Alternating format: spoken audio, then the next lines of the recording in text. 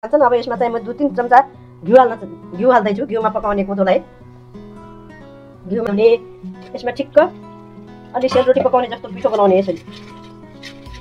यसमा पानीमा यसलाई बराबर गर्ने। अब हामीलाई एकदमै छर्र परेको हलुवा खाने मन छ भने यसलाई सारो बनाउँदा हुन्छ। कोदोको पिठो छ हाम्रो। यो कोदोलाई चाहिँ आजभोलि धेरै गुणकारी अन्न मान्छन् कि। पहिला यो कोदोलाई पहिला मान्छेहरू खन्याउने। यसमा अब यो घिउमा यतिकै खन्याइदिने।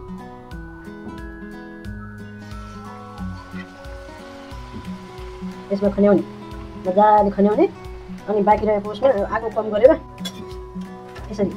अब यो घिउमा बिस्तारै पाक्दै जान्छ। एकदमै हाम्रो यो कोदोको पिठो एकदमै स्वास्थ्यवर्धक हुन्छ। अहिले त संसारले यसलाई एकदमै महत्त्वपूर्ण अन्न मानेको छ। अहिले होइन कोदो यो के अरे बाजरा, हाम्रो पहाडतिर काउन, मोद्रो यिनीहरू के भन्थे तिनीहरू सबै कोदो वर्गमा नै पर्दा रहेछन्। अब हामीले कोदो भनेर यो कोदो मात्रै खाने होइन कि, कहिले बाजराको रोटी खाने, कहिले काउन पकाएर खाने, कहिले मकैको तागतदार भएको महसुस गर्छौँ हामी। यसलाई खन्याउने। अब अर्को भाँडामा तुरन्त खन्याइदिने। अरू भाँडाभन्दा यो फलामको भाँडामा बनाएको चाहिँ एकदम। सबैजनालाई मेरो युट्युब च्यानलमा धेरै स्वागत छ। आज म कोदोको हलुवा बनाउन गइरहेकी छु। यो कोदोको हलुवा एकदमै स्वास्थ्यवर्धक र मिठो हुन्छ। यसका लागि त्यति धेरै सामान पनि चाहिँदैन। म यो हलुवा बनाउँछु। यसमा घिउ र चिनी भए पुगिहाल्छ। कोदोको पिठो हुनु पर्यो, भयो। अरू हामीलाई त्यति सामान चाहिँदैन। अनि हाम्रो गाउँघरमा सुत्केरी महिलाहरूलाई कमजोर मान्छे भएपछि, आफूलाई कमजोर महसुस भएपछि यो कोदोको हलुवा बनाएर खान्छन्। अब यसमा चाहिँ म 2-3 चम्चा घिउ हाल्दैछु। घिउमा पकाउने कोदोलाई घिउमा हलुवा बनाउने। ल 4 चम्चा मैले घिउ राखेँ यसमा। यसको लागि अब आफ्नो परिवारको आवश्यकता अनुसार कोदोको पिठो लिने। अब मैले चाहिँ यो कचौरामा पाउने कचौरा भनौँ यति पिठो लिएको छु। अब यसमा चाहिँ ठुलो भाँडोमा खन्याएर यसमा पानी राख्ने। अब पानीले लिँदो पेस्ट जस्तो बनाउने। यसलाई पानी ल्याएर पानी खन्याउने। यसमा ठिक्क अलि सेलरोटी पकाउने जस्तो पिठो बनाउने यसरी। यसमा पानीमा यसलाई बराबर गर्ने। अब हामीलाई एकदमै छर्र परेको हलुवा खाने मन छ भने यसलाई सारो बनाउँदा हुन्छ। अलिक गिलो खाने हलुवा बनाउने हो भने यसलाई पनि गिलो बनाउने, पानी बढी हालेर। अब म चाहिँ आज एकदमै गिलो खाले हलुवा बनाउँछु। एकदमै मजाको कोदोको पिठो छ हाम्रो। यो कोदोलाई चाहिँ आजभोलि धेरै गुणकारी अन्न मान्छन् कि। पहिला यो कोदोलाई पहिला मान्छेहरू नबुझेर कोदोलाई चाहिँ गरिबको खाना भन्थे। गरिबहरू बिचराहरू कोदोको रोटी नै खान्थे। अहिले आएर यो कोदोलाई चाहिँ हाम्रो आयुर्वेदले पनि एकदमै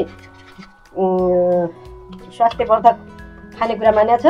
तर धनी मान्छेहरूले पनि यसको प्रयोग धेरै गर्दैछन्। अब हाम्रो घिउ तातिसक्यो। अनि घिउ तातेपछि अब यो पेस्ट पनि कोदोको बन्यो मेरो।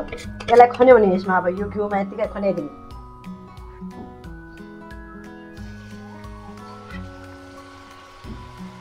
यसमा खन्याउने, मजाले खन्याउने। अनि बाँकी रहेको उसमा आगो कम गरेर अलिकति पानी हालेर फेरि चलाइदिने। हामीले यसरी चलाएर यसमा भाँडामा लागेको सबै उत्पाद गरेर यसमा हाल्ने। त्यसैको माथिबाट हामीले खन्याइदिने।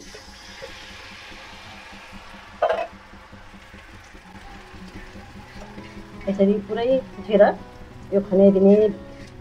अनि मजाले अब त्यसलाई चलाउने।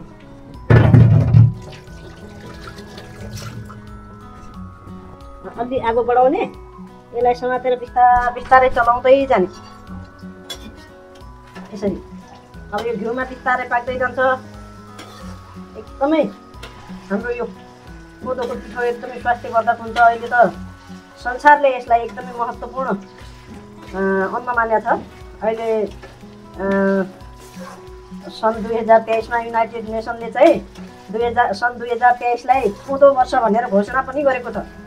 यसलाई कोदोलाई चाहिँ अहिले क्यान्सरको एकदमै राम्रो औषधि मानेको छ। क्यान्सर रोक्छ कोदोले। क्यान्सर जस्तो घातक रोगलाई पनि यसले राम्रो पार्छ भनेर अहिले ठुला धनी देशहरूमा यो कोदोको परिकारहरू एकदमै महँगो उसमा बिक्री भइरहेको छ। यो कोदो धेरै गुणकारी छ। उब्जाउन पनि सजिलो छ। यसको लागि यो कोदो उब्जाउनुको लागि धेरै पानी पनि चाहिँदैन। धानको जस्तै धान जसरी धानमा मेहनत लाग्छ त्यसरी यसमा मेहनत पनि लाग्दैन धेरै।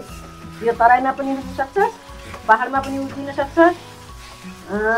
त्यसैले कोदो चाहिँ एकदमै कम मेहनत लाग्ने स्वास्थ्यवर्धक अन्न मानिएको छ यसलाई। यसले धेरै इनर्जी दिन्छ, कमजोरलाई दुर्बलतालाई एकदमै हटाउँछ, रोगलाई निको पार्छ। अहिले आयुर्वेदले पनि कोदोको सेवन महत्त्वपूर्ण मानेछ अहिले।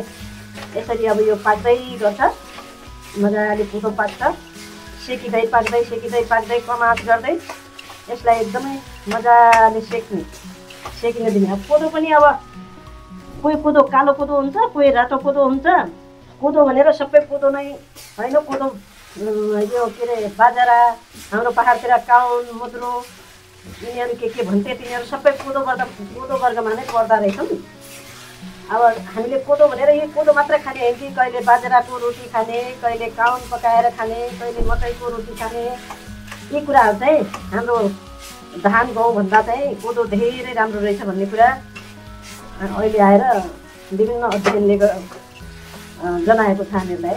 समाचारबाट सुन्दाखेरि विभिन्न कुराहरू देखाइ र भोगाइबाट पनि अहिले थाहा भयो कोदो चाहिँ महत्त्वपूर्ण रहेछ भनेर।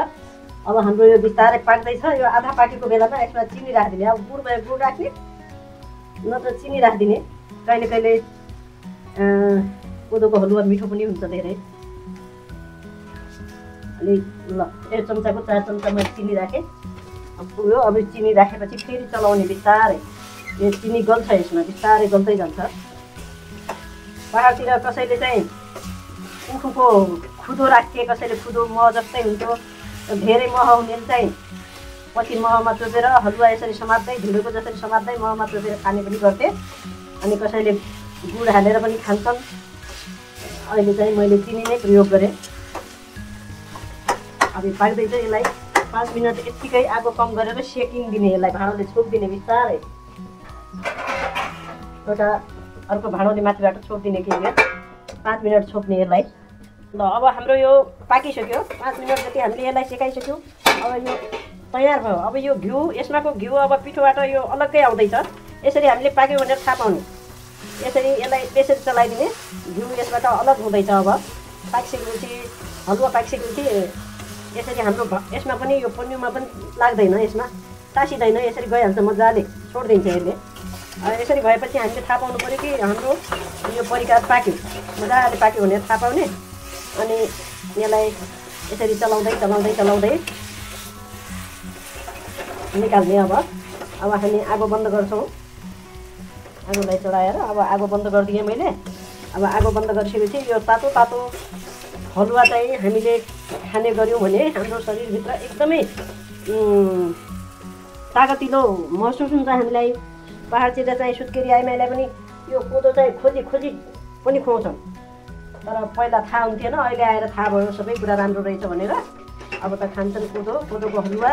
गरम हलुवा यदि हामीले खाने गऱ्यौँ भने हामी 2 दिनमा एकदमै आफूलाई तागतदार भएको महसुस गर्छौँ हामी। यसलाई खन्याउने। अब अर्को भाँडामा तुरन्त खन्याइदिने। अरू भाँडाभन्दा यो फलामको भाँडामा बनाएको चाहिँ एकदमै मिठो हुन्छ। त्यही भएर मैले यो फलामकै कराई अक्सर गरेर प्रयोग गर्छु। यसरी खन्याउने। अब यो खन्याएर आफ्नो एकछिन अलिकति सेलाउँछ। अब हाम्रो कोदोको हलुवा तयार भयो। यो चाहिँ कोदोको हलुवा एकदमै पौष्टिकताले भरिपूर्ण छ। यहाँहरूले पनि अब यो कोदोको हलुवा बनाउने गर्नुहोला। कसैले पुवा भन्छन्, हाम्रो यतातिर चाहिँ हलुवा भन्छन् यसलाई। यो एकदमै अब तातो गरम एकदमै मिठो हुन्छ। त्यसरी हामीले खाँदाखेरि यहाँहरू पनि बनाउनुहोला। यहाँहरूले मेरो युट्युब च्यानललाई सब्सक्राइब गरिदिनु होला र मेरो भिडियोलाई लाइक, कमेन्ट र सेयर पनि गरिदिनु हुनेछ भन्ने मैले आशा राखेकी छु। यहाँहरूको दिन सुखी रहोस्, खुसी रहोस्। भगवान सधैँ दाहिना रहन्। हस्त धन्यवाद।